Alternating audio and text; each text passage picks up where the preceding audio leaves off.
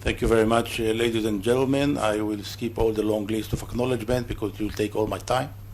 So I go directly to what I want to tell you. And actually, while we're talking now and sitting here, there are Indian soldiers marching now on the streets of Haifa in Israel, marking 100 years of the, I would say, the Battle of Haifa in World War I, in which Indian soldiers from I would say from the 61st Cavalry Regiment, which is now represent actually the three other contingents, the Jadhpur, Jadhpur Lancers, the Hyderabad Lancers, and the Mysore Lancers. All of them participate in the Battle of Haifa, and today we mark their 100 years, and the government of Israel hosted a delegation of the Indian Army. I mentioned this because I wanted to emphasize the relevance of India to our region, and the relevance didn't start yesterday, or didn't start in the last 4 years, but it's a century old, at least. And I can definitely agree that the relevance of India to our region can be not only kept this way, but can be enhanced and allow India to play even a greater role in our region. I'm in this current, I would say, the capacity only 3 years, which doesn't make me an expert of India at all. And part of the reason I'm here is to stay here for a month and learn more about India. But I know a few things about Israeli-Indian relations. And one important word in English that I never recognized before, and that I learned during these years, is the dehyphenation. Dehyphenation became a beacon, a word which the Indian new policy towards Israel and the Middle East became very useful, and we in Israel just had to welcome it. Because if for many years, in India, not only in India, by the way, the conception was, or the concept was that the Middle East is a zero-sum game. Once you're smiling to Israel, then you are going to pay a heavy toll in the Arab and Muslim world. Doesn't exist anymore, or at least most of it does not exist anymore. And I think slowly by slowly, many countries in the world learn that you can be more balanced. I mean, once you became more balanced in the Middle East, already you are being blamed of pro-Israeli. That's not necessarily the case. You can be balanced. You can flourish, and you can enhance, and you can have a good relation with all parties. And a country like India should not be apologetic about it. You have interest in the Arab world, you have interest in the Muslim world, you have interest in Israel, and you are strong enough and big enough to try and get everything you can for your own good. And we in Israel look at it and in a very favorable way. So in the last 4 years, as you mentioned, we had an historical visit of the President of India, Mukherjee, in Israel. We reciprocate by the visit of President Rivlin here in Israel. We have an historical visit of Prime Minister Modi in Israel in July last year. And then in the beginning of this year, we had this visit of Prime Minister Netanyahu here. And I think we can see our relations growing and going from good to better. If once upon a time we could see that the main pillar, and this started long before Mr. Modi, the main pillar in the relation between the two countries was the fact that India saw or considered Israel as someone that can be an assistant in defense matters. So we could see the column of defense as one of the main things that on top of it, we build all the relations. Our job in the Ministry of Foreign Affairs in Israel is to make sure that we will have more and more columns, not only the defense one. We want to have more on the commercial things, more on cultural issues, just about everything. I think India discovered that they can get quite a lot from Israeli capabilities in technology, water technologies, cyber technology, and so on and so forth. We have a lot to offer. We have a lot to offer, and I think we are ready to give it just to anyone who wants to cooperate with us. For instance, the issue of water. I don't know how many of you read the Bible. I heard beforehand some quotation from the Quran, so I may refer to the Bible as well. But in the region of the Middle East, the issue of water was always a source of conflict. Tribes used to fight each other for a well of water in the desert because it was either to die or live. So they fought each other, of course. The Middle East today is also very thirsty for water, very thirsty for water. The thing going worse, from bad to worse all the time because we are, climate change, and we in Israel managed to find some kind of technological solutions in order to make sure that people will be able to live, that agriculture will be able to strive, and so on and so forth. And we managed to turn partially, I'm afraid to say, not fully, we turned this source of conflict into something that can be a source of reconciliation and cooperation between rivals in the region. One beautiful example, is our relation with Jordan. Jordan, which is most of his territory, if not all, is a desert, heavily depend on supply of water from Israel. So instead of fighting with Jordan over the little water that we have there, we offer them large quantities of water that actually enable them to survive as a kingdom or as a free country. And similar things were offered to the Palestinians, and it worked partially, not necessarily everywhere, but we have to work harder in order to make sure that even with the Palestinian, it will be the same. We offer solutions to remote countries as well. We offer solutions to the crisis in South Africa. They were not very happy because politically our relation with South Africa is not that great.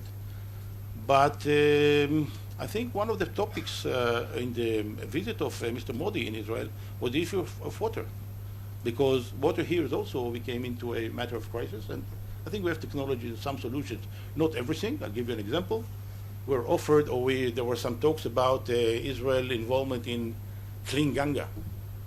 Now wait a minute. Israel is such a small country, 20,000 square kilometers. I told to my Indian friends that their rivers in India wide is like the length of the rivers in Israel. So if you want us to work on Clean Ganga, please be patient. We're not that capable. I mean, maybe we'll take small portions here and there. We found out that we have some niche, for instance, water management, where we can better off, or water purification. I think in Israel is number one in the world in using recycled water. 90% of our water are being recycled. And this is something this is a technology and effort that can really save many people in the world. So this is about the recent development. And as I said, how much time I still have? Still have? Good. So just tell me to stop. I'll stop. Don't worry. The relations with India was not always that wonderful, as we know.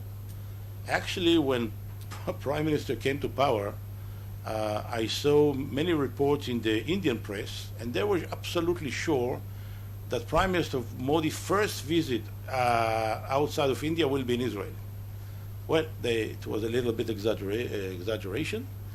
India have many other interests in the world, some of them even more urgent or important than Israel. And I think the Minister of Foreign Affairs in Delhi managed to work it out in a way that Israel will get its proportion. And we're waiting and waiting, although we wanted very much this visit.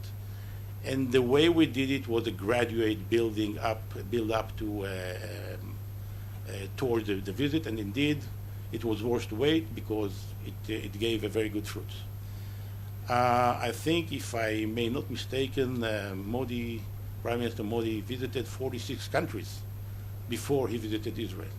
So this is the difference between I would say, excitement, a desire, friendship, and reality. And we're waiting to our turn, and I think we did the right thing. But I can quote here about the early stages of of the uneasy relations between the two countries. As you know, the relations established only 25 years ago. What took us so long? What took us both sides so long? What took India so long before establishing relations with Israel? I can quote here a top secret cable from 1952. Of course, now it's not top and nor secret, but it's a bit oldie, so I can quote it. A report of the then Director General of the Foreign Ministry of Israel, Dr. Walter Eitan, who visited India and met Prime Minister Nero, trying to establish diplomatic relations between the two countries. And he was warmly received. It's a wonderful, really very interesting cable, written in a very interesting way, as you expected from someone who graduated Cambridge. And of course, in his many meetings in Delhi, he met many other Cambridge graduations. So it was alumni. So it was like a meeting of of Cambridge alumni, and he described it in a very beautiful way. The way from Israel to India, the aircraft took him via Karachi, and also the way back. He landed in Karachi in Pakistan, and he said, "I was warmly relieved. I was warmly received in Karachi as well," and he was astonished by it. My point here is that when he described his discussion with Nero, it was very, very warm and welcoming. But obviously, to the right point, to the main point of his visit, he failed. He did not manage to get what he wanted. And this is diplomatic relations between the two countries.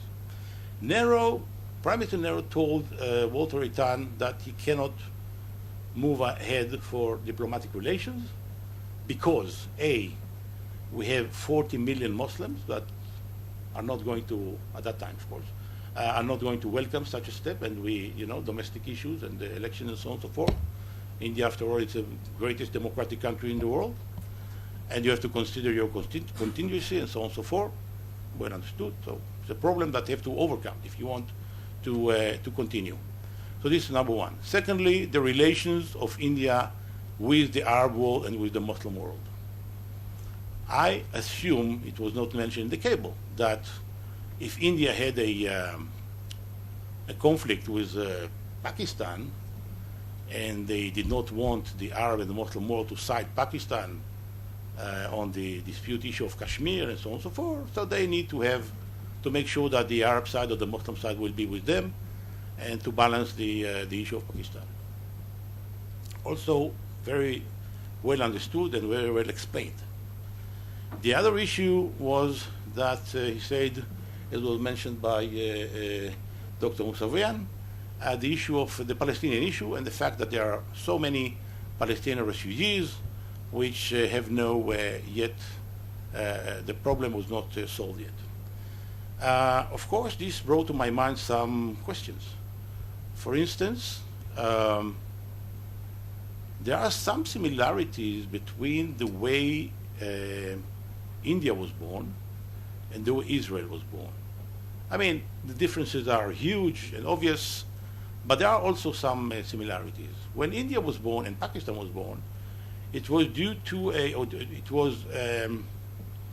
it was resulted in a huge wave of violence, a huge wave of movement of refugees from one place to another, and this was not mentioned as a refugees problem only 4 or 5 years later by Mr. Nero, only the Palestinian refugees. According to the United Nations, the number of Palestinian refugees at the time was 700 or 750,000. I don't know how many millions Indians and Pakistani or Muslims and Hindus were had to, or how many millions died on the conflict. I have to finish here. Shall I finish in the middle of my? No. So I'll just end this point. So I thought to myself that eventually nobody talk about Indian refugees or Pakistani refugees or even Jewish refugees. I was born in Israel. I don't know to tell you how long ago, it's too long. But both my parents are refugees. My father, my late father, was a refugee from the Holocaust. Nobody talk about the problem of the Holocaust refugees. My mother was born in Libya. They suffered pogrom in Tripoli and they ran away. She's also a refugee with her family. Other families were not that lucky. They were massacred there. Nobody today talk about the Jewish refugees. Nobody today talked about Indian, Pakistani refugees.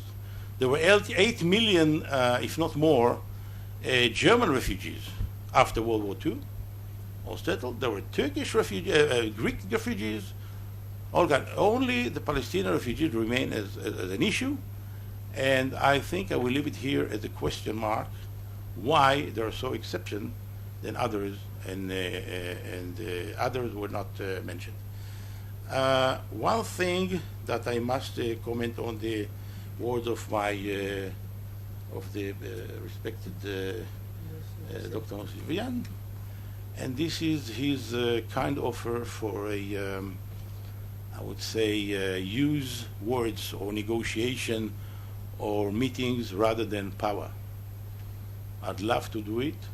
We'd love to do it with each and every one of the countries in the Middle East, with each and every one. But they have to agree for it. If you come from the very beginning with the notion that there's no hope, that there's no point to talk with us, that we're doomed to disappear or doomed to evaporate, or that, then I beg to differ.